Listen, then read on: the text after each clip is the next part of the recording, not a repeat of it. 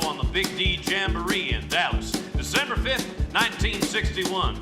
It's a pretty big deal. Good evening, ladies and gentlemen, and welcome to episode 7 of Friday Night Flashbacks. Episode number 7, I can't believe it. This week we are featuring Ring of Fire, the music of Johnny Cash. Now, this is the show that we just did less than a year ago, last fall.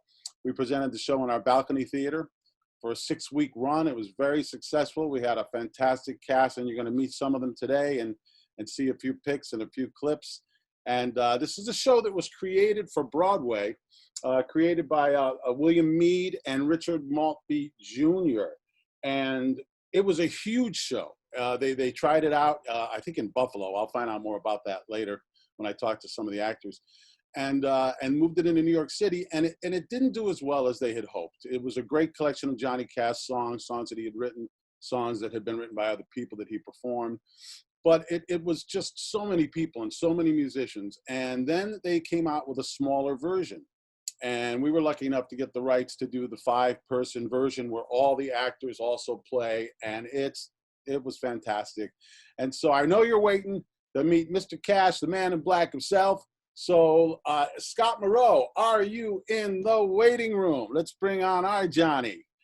Scott, how are you, man? Good to see you. Good. How you doing, David? Good to see you. Excellent, excellent. I'm so happy to see you. And this is a different one for me because we're going to talk to Ben Hope later, who was the director. Because normally, folks, that I direct most of the stuff here, but occasionally we bring in guest directors. And Scott and I had never worked together before, and technically we didn't work as director and actor in this one, but I was very close to this entire show. And Scott, you did a fantastic job. Just great. Well, thank you, David. I really appreciate it. I really enjoyed my time down there. And I think people are going to say, "Oh my goodness, was he wearing a wig during that show?" Yes, sir, I was. One of the best wigs in the business. It's a great wig, man, and you wear it well. Tell me a little bit about you. I know that you are not just Johnny Cash and a musician performer. You're also a musical theater performer. Just tell me a little bit about your background and what came first, the music or the acting, and how you shifted into this Cash mode. Sure. Well, I have a Bachelor of Fine Arts in Music Theater from Illinois Wesleyan University. I'm a proud Titan.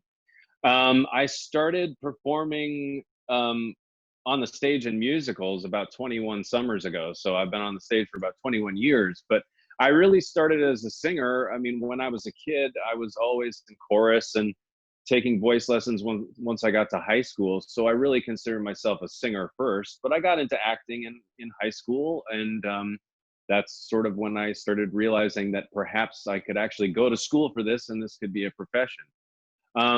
But yeah, when did the guitar come into the game? I mean, my parents bought me my first acoustic guitar when I was a senior in high school, but I really didn't start really playing until, into college, maybe out of college. And then I didn't start playing Johnny's music until, I don't know, maybe the mid 2000s really. So that all kind of came a little bit later. I've really only been playing his music for maybe 12, 15 years. And did it start with a production of $1 Million Quartet, or did it start with a production of Ring of Fire? It was actually Ring of Fire. I got really into his music again in sort of the early 2000s, and I was working at a theater in Fort Myers, Florida, actually, and we would do cabarets almost every Saturday night, and I started doing a lot of Johnny Cash material, and that's when Ring of Fire was coming up for availability in regional theater. And so the artistic director said to me, do you know anything about this show, Ring of Fire? Because I think you'd really be interested. And I said, yes, I'm absolutely interested. So that sort of started it. That was back in 2008. Yeah, so that started the ball rolling on that. And I know you've done some MDQs also, haven't you? You've done some $1 Million Quartets too, right? Oh yes, I've played Johnny Cash and $1 Million Quartet over 1,000 times. I was on the first national tour for all 4 years. That's how I met Katie Barton, who I think we'll be talking to later. We're gonna be talking to her in just a minute.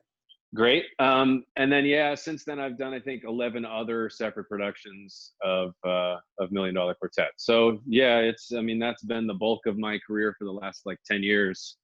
Folks, if you didn't get a chance to see Scott as Johnny Cash, he's the real thing. Let's take a look at Mr. Scott Moreau right now in a clip from our production of Ring of Fire.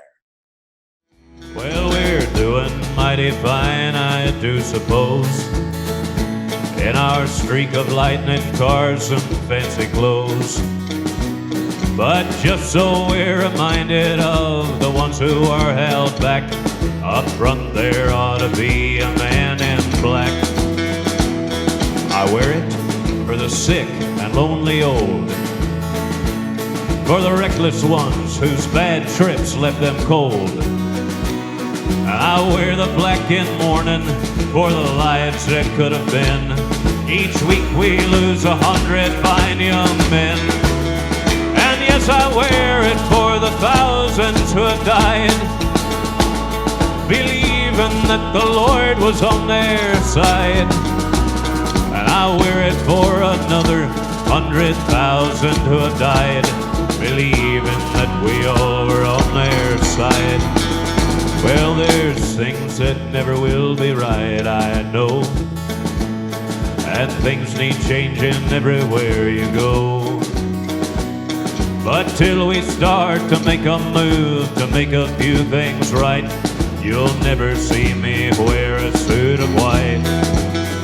Oh, I'd love to wear a rainbow every day and tell the world that everything's okay.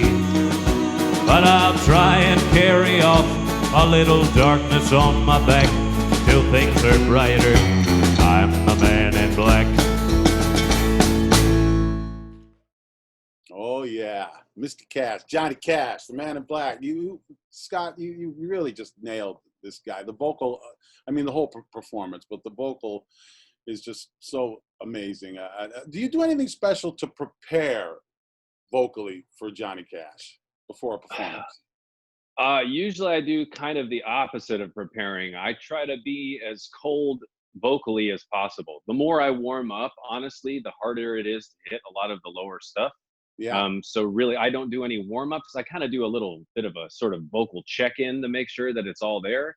But yeah, I don't really do a whole lot to sort of prepare. It's not unusual for a lot of baritones that their voice as the day goes along gets higher, you know. Yep. And so it's nice to be able to keep that depth that you've got. Well, right now you mentioned her before. We'd like to bring on your co-star who played June Carter and eventually June Carter Cash. Katie Barton, are you in the waiting room? Let's bring her on. Katie Barton, our June Carter Cash.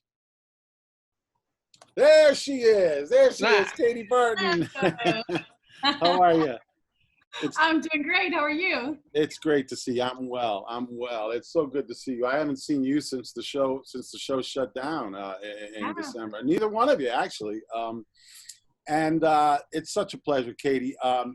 I talked to Scott a little bit about his background, and I just I know that you have done the show before, but normally, had you always performed it with Ben, with your husband? Yeah. Mm-hmm. So this was the first time you'd ever perform Ring of Fire with a different Johnny Cash? Yeah. Not a bad Johnny Cash, though, that Scott Moreau. Not bad at all. And you two had a great chemistry. You had a great electricity. It was absolutely wonderful. You know, I wanted to ask about your background too, Katie, because a lot of people are always interested in how people come to be the talents that they are. And I know you and I have talked about this a little bit, but musical theater, but not necessarily playing all these instruments. How did you start off? Yeah. I have a musical theater degree, but I actually started playing instruments back when Scott and I were on tour with $1 Million Quartet, the Broadway national tour, $1 Million. And I'm surrounded with all these guys who can play all these instruments. And then, of course, my husband, Ben Hope, who directed Ring of Fire, he plays, if it's got strings, pretty much, he plays it. So I was just inspired by all these dudes playing music. And so I started picking up, I think I picked up a ukulele first, right, Scott? Me and you did a little. Oh, YouTube. Yeah. You guys were on the road together for a while then with the tour. Yeah. Well, and I had, my brother was a drummer. And so when I was in middle school, I started playing drums. So I wasn't starting from scratch, really. I played the drums in the jazz band and the marching band, big bass drum and Marching stuff. band, yeah. Yeah. I used to be a marching band guy. Oh, Listen, yeah?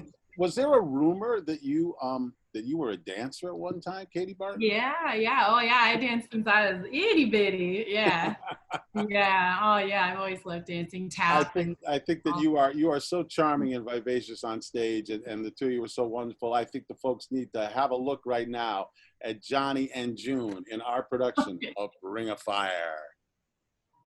I fell into a burning ring of fire. I went down, down, down, and the flames went higher. And it burns, burns, burns. The ring of fire, the ring of fire. The taste of a love is sweet when hearts like ours meet. I fell for you like a child. Oh, but the fire went wild. I fell into a burning ring of fire. I went down, down, down, and the flames went higher. And it burns, burns, burns. The ring of fire. The ring of fire. I fell into a burning ring of fire. I went down, down, down, and the flames went higher. And it burns, burns, burns. The ring of fire. The ring of fire. And it burns, burns, burns. The ring of fire. The ring of fire. The ring of fire. The ring of fire.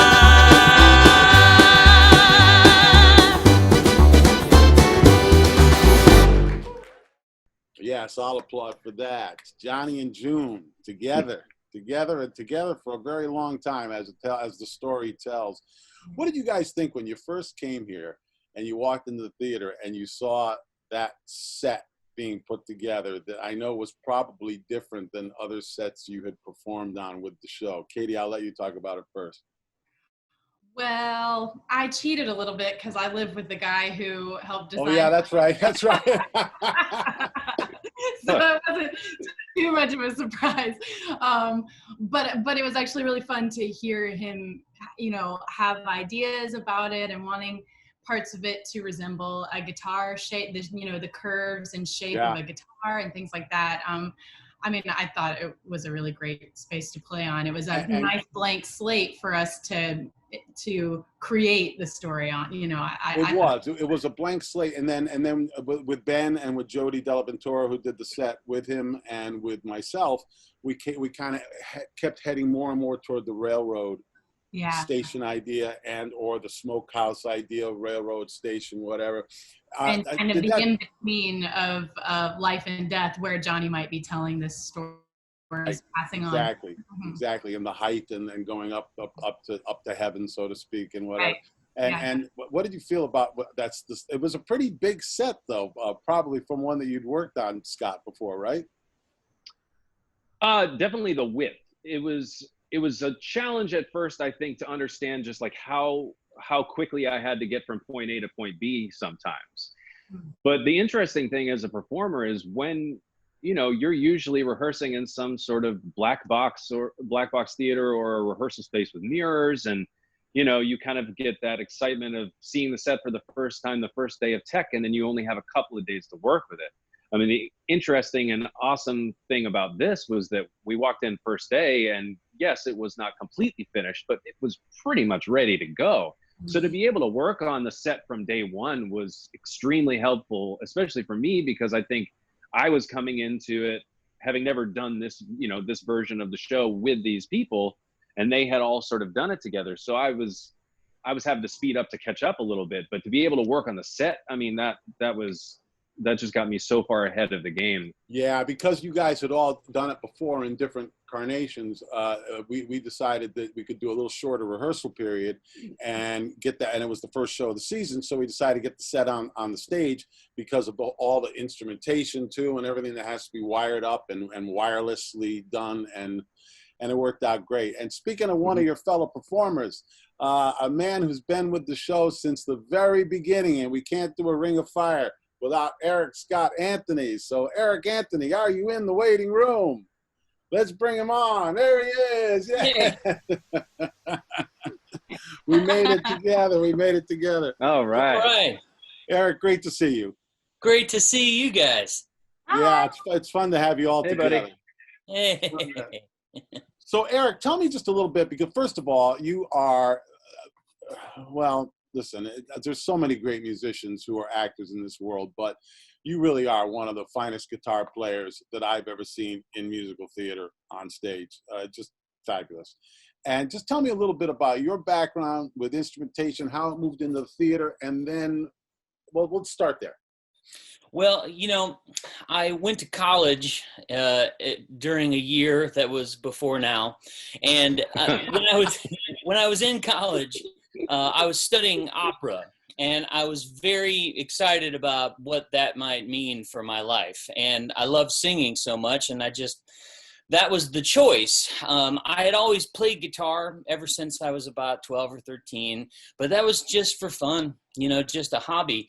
And when I sort of made my way out into the world, I found that the musical theater world was actually really in need of some guys who were singing. So my first job was in a musical called 1776, which is kind of what you might call a legit sounding musical. Yeah. Where you can pass off an opera singer as, oh yeah, that guy belongs here. So that's how I got into the business. And about 2 or 3 years in, I discovered what I call guitar theater.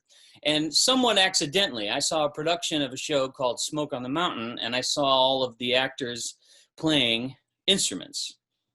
Well, that was it. I was like, okay, I need to do this. So I found myself in a touring production of Pump Boys and Dianettes back in a while ago. 2000. Yeah, some time ago. And it's been just, that's been the ride ever since, playing in these guitar shows. It's sort of all the things that I want to do wrapped up into one excellent thing. Absolutely. And guitar theater has really taken off. In the early 2000s, I was just doing Pump Boys and Buddy Holly. But nowadays, the Broadway productions are swinging these big guitars into these classical musical theater shows. Yes, it's becoming more and more something that's being added to shows. Not even shows like Ring of Fire, $1 Million Quartet, but shows like the Cabaret production that they did, and the Sweeney Todd they did a while ago, where the people played. It's become. Listen, let's have a cocktail. It's Friday Night Flashbacks. We'll have a little sip for actors who play musical instruments. Cheers. Cheers. It's great to have you. Eric, tell us a little bit about your first experience with Ring of Fire, because I know you were involved with the Maltby production, the original production. That's right. I joined the Ring of Fire team before it made its way to the Broadway, and it was in late 2005, and they'd already done one workshop, actually, well, technically two. They did a reading, and then they did a pretty well put together workshop in Nashville. And incidentally, at the studio where I'd previously worked as a cruise ship singer. And then I joined in the final workshop, which was done at the Studio Arena Theater in Buffalo, New York. And that was where Ring of Fire got its first breath of life into what it would have, be. That production was remarkable and special, and Gerald Schoenfeld came to see it, and we were offered the Ethel Barrymore Theater to come, have our run, which we did, and it was very exciting. Yeah, and it's just so interesting to me that we were so fortunate to be able to have you, because of your friendship and relationship with Katie and Ben, and to be in our production and bring all of that knowledge. Let's take a look right now at the bunch of people you're seeing in front of you on the screen, featuring a little bit of Eric Anthony playing the guitar.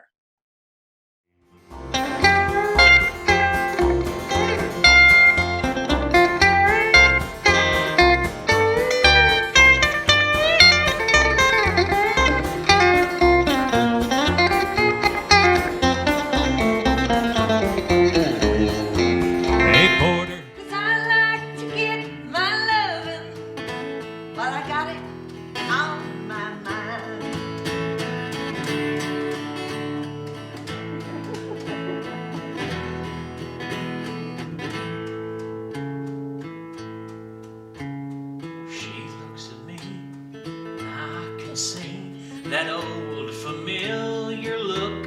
The jam is sweet and I lowered the heat to give it time to cook. Well, I locked the door and I crossed the floor to my queen of woman. And yeah, I like to get my lovin' when I got it on my mind.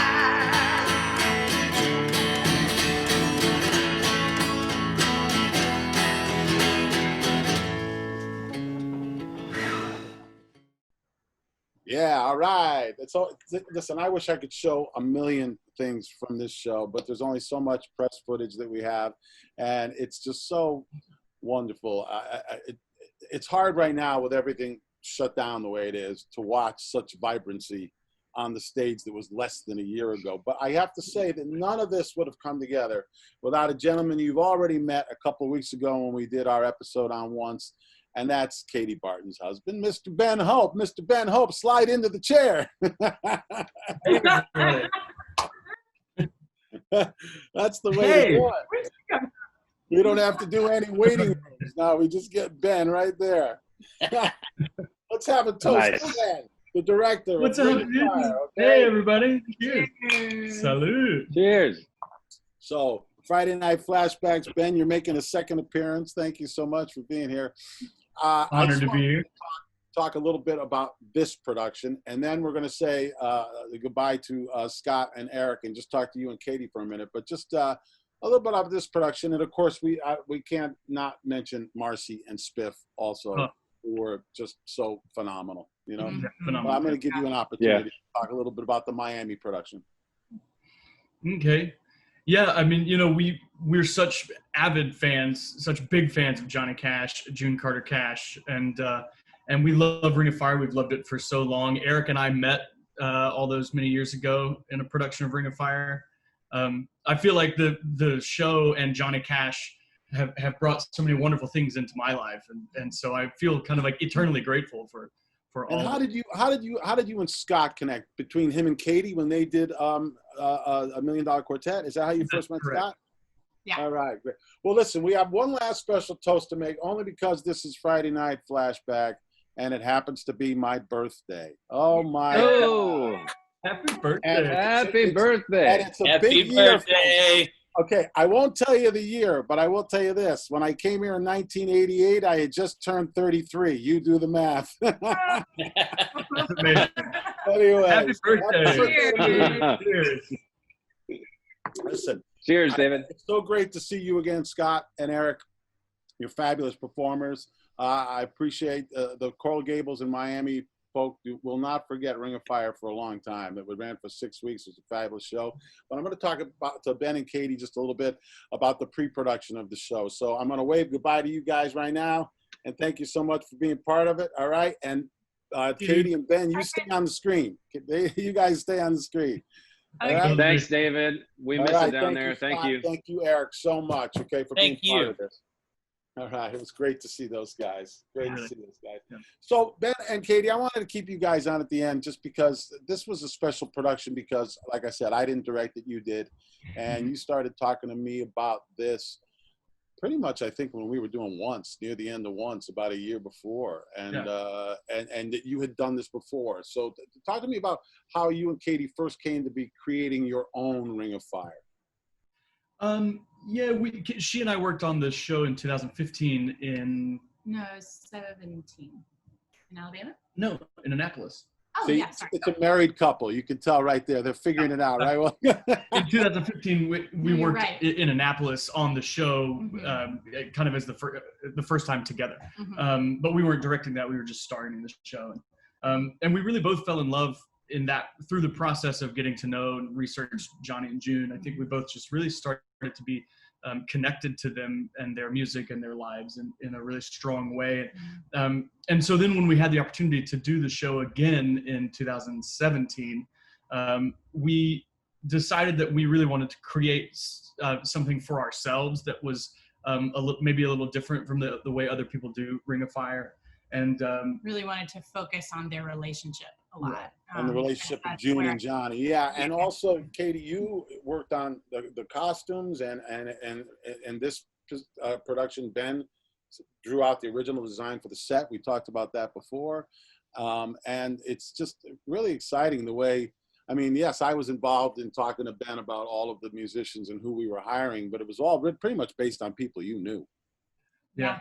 Mm-hmm. We know some of the best too. So we were really grateful for you giving us the trust to kind of bring in our ringers and take over your space. Yeah.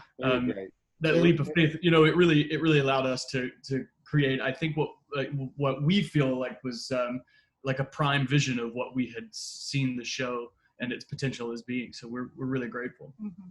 And how did it feel for you to step back and be the director and not Johnny? And I'm sure that was excellent and hard at the same time.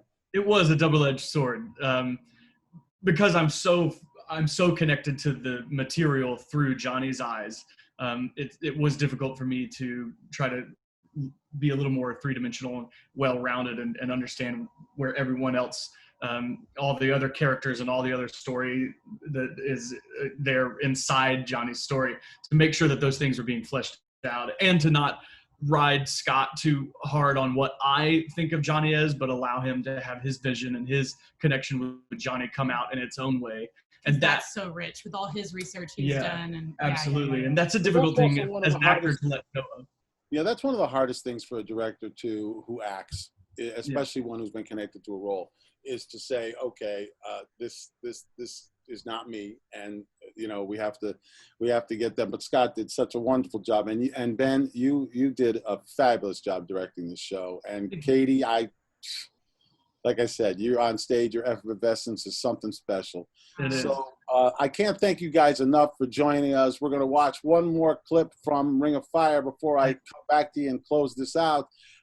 And Ben and Katie, love you both. Thank you for being here. David, thanks so much. Flashbacks. All right? Absolutely. Great to see your face. Cheers.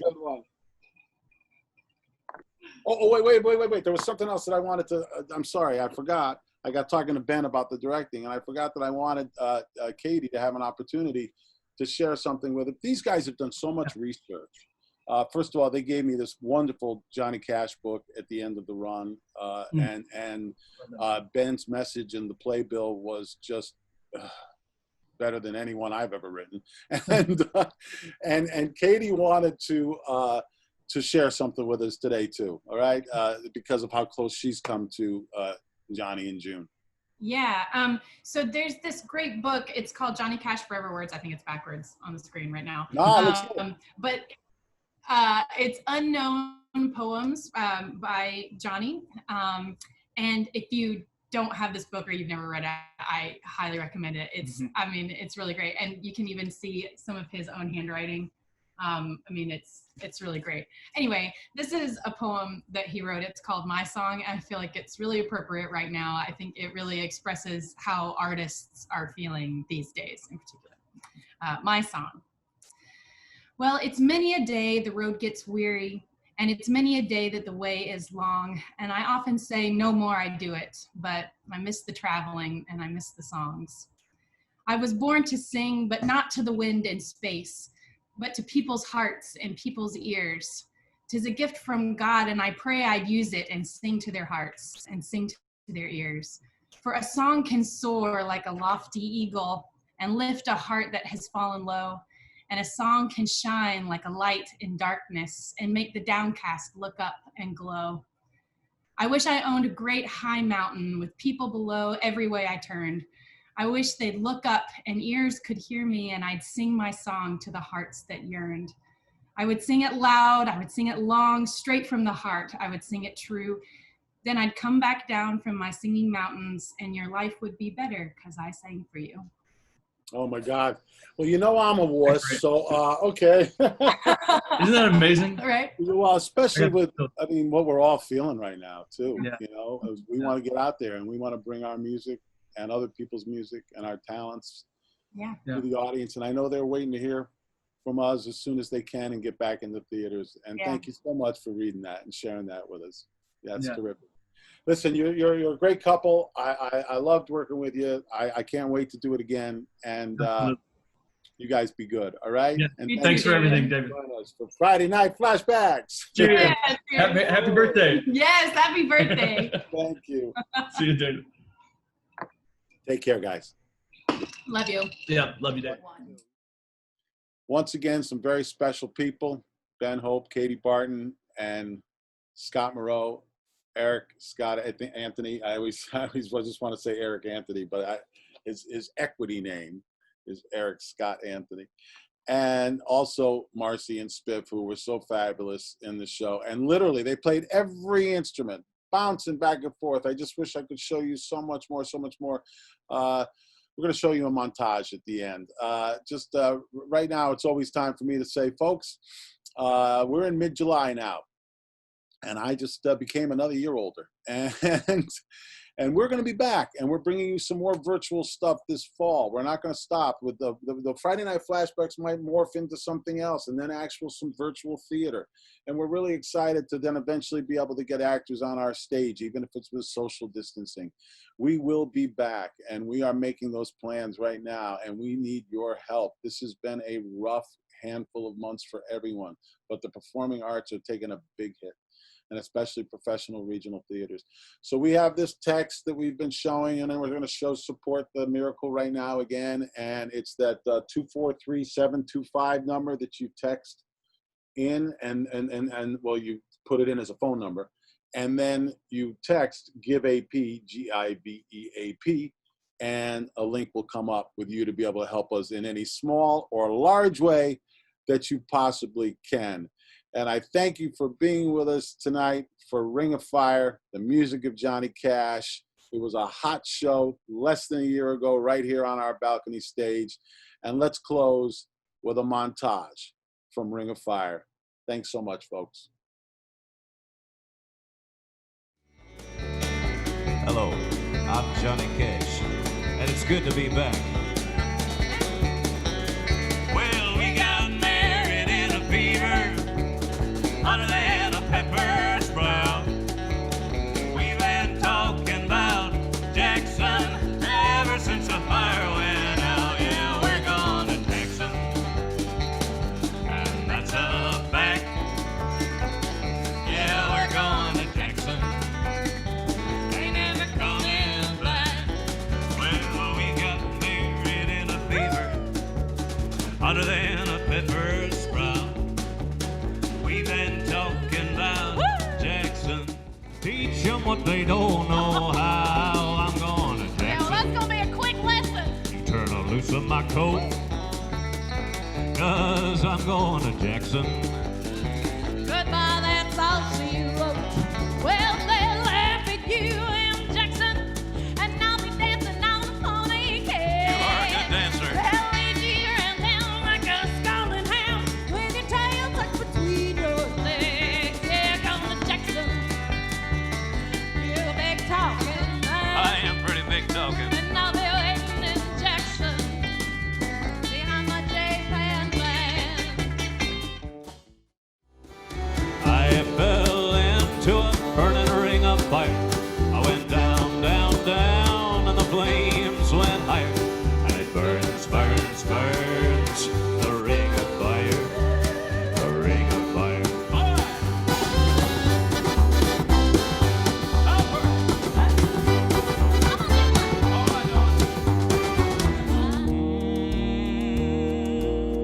As sure as night is dark and day is light, I keep you on my mind both day and night. And happiness I've known proves that it's right. Because you're mine, I walk the line. If I were a carpenter and you were a lady, would you marry me anyway? Would you have my baby?